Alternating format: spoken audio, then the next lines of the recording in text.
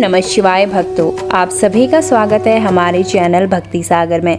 आज हम एक अत्यंत पवित्र, महत्वपूर्ण और आध्यात्मिक रूप से गहन विषय पर चर्चा करेंगे। ज्येष्ठ अमावस्या। यह दिन केवल मास के अंतिम दिन का प्रतीक नहीं, बल्कि पूर्वजों की याद, श्रद्धा और तर्पण का अद्भुत अवसर भी है। हम विस्तार से जानेंगे इस दिन का समय, महत्व, पूजा विधि, कथा, नियम और पितृ तर्पण का सही तरीका, ताकि आपका यह व्रत और अनुष्ठान सफल एवं फलदायक हो। इस वर्ष ज्येष्ठ अमावस्या 26 मई को दोपहर 12:11 से प्रारंभ होकर 27 मई की सुबह 8:31 तक रहेगी। यह अमावस्या कृष्ण पक्ष की अंतिम तिथि है और सोमवार के दिन पड़ने के कारण इसे सोमवती अमावस्या भी कहा जाता है। सोमवती अमावस्या को धार्मिक दृष्टि से अत्यंत शुभ माना जाता है।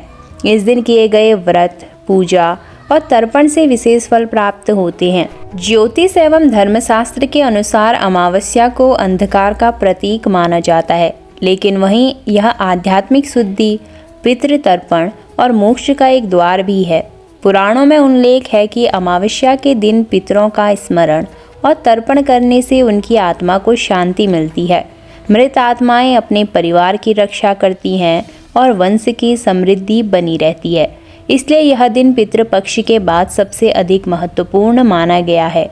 इस दिन किया गया तर्पण, स्नान, दान, जप और पूजन अनेक जन्मों के पापों को नष्ट करता है।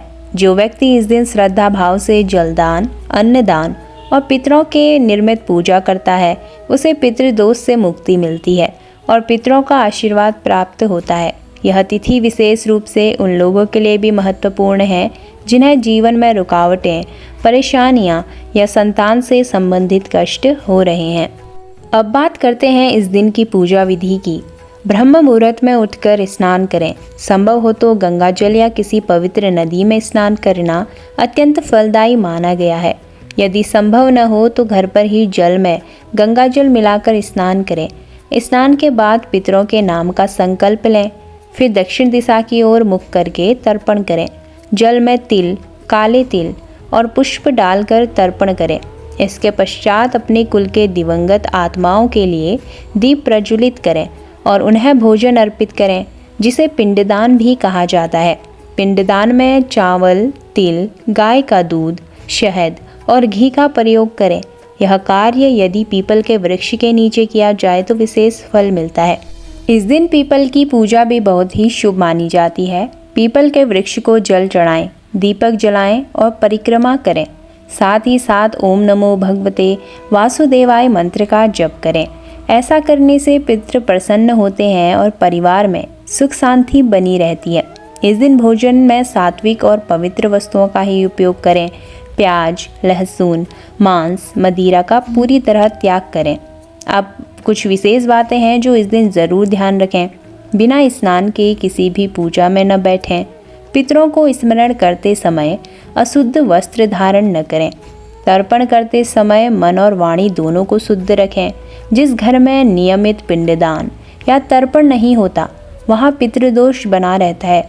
इसलिए वर्ष में कम से कम एक बार, और वो भी ज्येष्ठ अमावस्या जैसे पवित्र दिन पर यह कार्य अवश्य करें। अब बात करते हैं ज्येष्ठ अमावस्या की पौराणिक कथा के बारे में।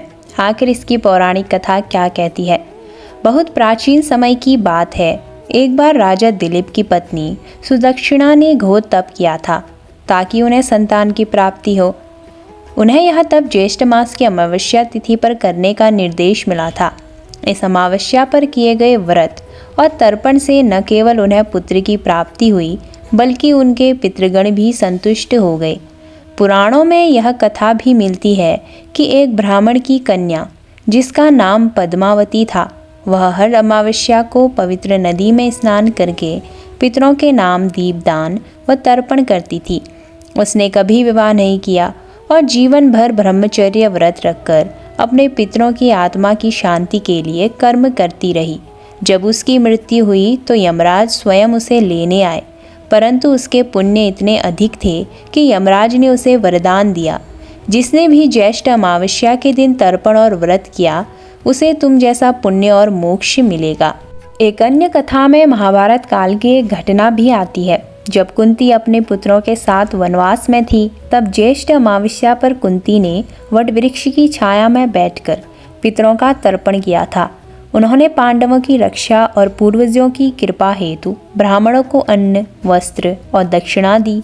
उसी दिन उन्हें आकाशवाणी हुई कि तुम्हारे पितृ संतुष्ट हैं और पांडवों की विजय निश्चित है। पौराणिक मान्यता है कि इस तिथि पर यमलोक के द्वार खुले रहते हैं और पितरों की आत्माएं पृथ्वी पर आती है। यदि इस दिन उनका तर्पण, पूजन और श्रद्धा से अन्न जल अर्पित किया जाए तो वे आशीर्वाद देते हैं। यदि इस दिन यह नहीं किया जाए तो वे क्रोधित होकर वंशजों पर दोष छोड़ सकते हैं, जिसे पितृदोष कहा जाता है। तो भक्तों, इसी प्रकार एक कथा में राजा हरिश्चंद्र की पत्नी तारा द्वारा ज्येष्ठ अमावस्या पर किए गए व्रत का वर्णन भी है। तारा ने संतान सुख और पूर्वजों की कृपा हेतु यह व्रत किया और उस दिन वटवृक्ष की पूजा करके व्रत रखकर रात को व्रत कथा का पाठ किया। तभी उन्हें स्वप्न में पूर्वजों का दर्शन हुआ और उसे आशीर्वाद मिला। तो इन कथाओं से स्पष्ट है कि ज्येष्ठ अमावस्या कोई साधारण तिथि नहीं, यह एक पितरों का दिन है, आशीर्वाद का दिन है और धार्मिक पुण्य का अद्भुत अवसर भी है। इस दिन की गई पूजा जीवन में न केवल सांसारिक सुख देती है बल्कि पितरों को तृप्त करके उनका आशीर्वाद भी दिलाती है। तो इस दिन स्त्रियों के लिए विशेष नियम और कुछ कार्य भी हैं। सुहागन स्त्रियां इस दिन सुबह स्नान के बाद साड़ी या नए वस्त्र पहनकर 16 श्रृंगार करके व्रत करती हैं। वटवृक्ष की पूजा करना अनिवार्य होता है। उसके चारों ओर कच्चा सूत लपेटकर 7 परिक्रमा करें। हाथ में पूजा की थाली हो जिसमें दीपक, अक्षत, रोली, जल कलश, चना, आम, पंखा आदि रखें। कथा सुनने के बाद घर लौटकर सास के चरण स्पर्श करके आशीर्वाद लें और व्रत खोलें। कुछ स्थानों पर स्त्रियां इस दिन 108 बार वृक्ष की परिक्रमा भी करती हैं। तो इस दिन क्या नहीं करना चाहिए महिलाओं को? इस दिन मांस, मदिरा, लहसुन, प्याज का सेवन वर्जित है। बाल कटवाना, नाखून काटना, अपशब्द बोलना भी वर्जित है। पितरों के तर्पण बिना इस दिन भोजन न करें। पहले तर्पण, फिर दान, फिर अन्न ग्रहण करें। जोर से हंसना, अपमान करना, क्रोध करना, इन सब से पितृगण नाराज होते हैं। तो भक्तों, आज के इस पुण्य अवसर पर आप सभी ने जो श्रद्धा दिखाई उसका फल निश्चित रूप से आपको प्राप्त होगा। भगवान आपके जीवन में सुख, शांति और समृद्धि भरे। पितरों की कृपा आप सभी पर बनी रहे। यदि आपको यह जानकारी उपयोगी लगी हो तो हमारे वीडियो को लाइक करें, शेयर करें। अगर आप हमारे चैनल पर नए हैं तो चैनल को सब्सक्राइब करना ना भूलें, ताकि आपको आगे भी ऐसे ही आध्यात्मिक विषयों पर जानकारी मिल सके। तो भक्तों, फिर मिलते हैं अगली वीडियो में। जय महाकाल, जय भोलेनाथ।